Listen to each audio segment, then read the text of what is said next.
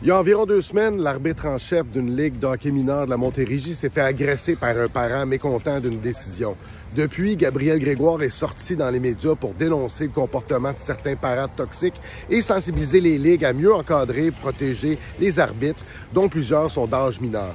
Je suis venu passer une couple d'heures avec Gabriel, qui arbitre aujourd'hui dans 2 arénas, pour le rencontrer et aussi un peu pour prendre le pouls de la situation. Qu'est-ce qui s'est passé au juste le 13 janvier dernier? Le 13 janvier dernier, je suis venu ici à l'Arena pour superviser un match de Midget B. J'étais dans les estrades, je n'étais pas sur la glace. En deuxième période, il y a un joueur qui s'est fait expulser du match. Son père n'était pas content, donc il est venu me voir pour me dire que mes arbitres étaient pourris. Au passage, j'ai cru bon de me mettre sa main d'en face. Ça fait 20 ans que tu fais ça, que tu arbitres. Là, tu es rendu arbitre en chef de 2 arénas. Tu as 48 arbitres à peu près, beaucoup d'âge mineur. Est-ce que ça, c'est une situation exceptionnelle? C'est une situation exceptionnelle. La violence physique n'arrive pas souvent. La violence verbale, par contre, oui. C'est quoi, à quelle fréquence? À toutes les fins de semaine? Toutes les fins de semaine, on pourrait noter un cas de violence verbale de la part d'un parent vers un officiel. Là, ils ont quel âge, ces officiels-là? Ça commence à 12 ans. Ma majorité de mon staff va 12, 13, 14, 15 et 16 ans. En sortant comme ça, publiquement, qu'est-ce que tu veux passer comme message? Je veux passer comme message que c'est pas juste un mythe d'aréna, c'est pas juste des rumeurs, ça arrive pour vrai.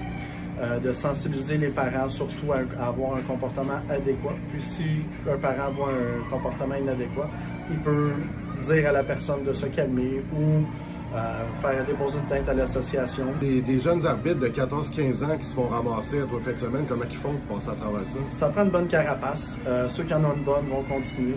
Quand il y a un bon encadrement, ils vont continuer. Ici, on en a un bon, c'est qu'on n'a pas beaucoup de pertes.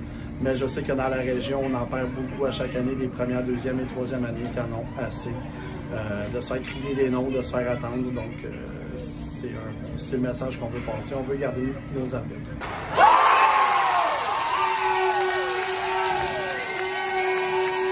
Ève, tu es une maman de joueur de hockey. On est à Saint-Rémy. C'est ici qu'il y a eu l'incident avec l'arbitre il y a peu de temps. Est-ce que ça t'a étonné, cette situation-là, cette histoire-là?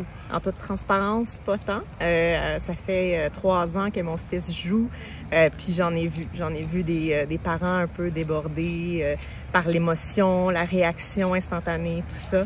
Donc, non, ça m'a pas étonné. Ça vous met dans les gradins dans une drôle de position, j'imagine, les parents, quand vous êtes témoins de ça, vous avez... Oui, bien, j'ai vu des parents intervenir envers d'autres parents pour leur rappeler justement, hey, il y a 14 ans, il y a 15 ans. Ça, je l'ai vu.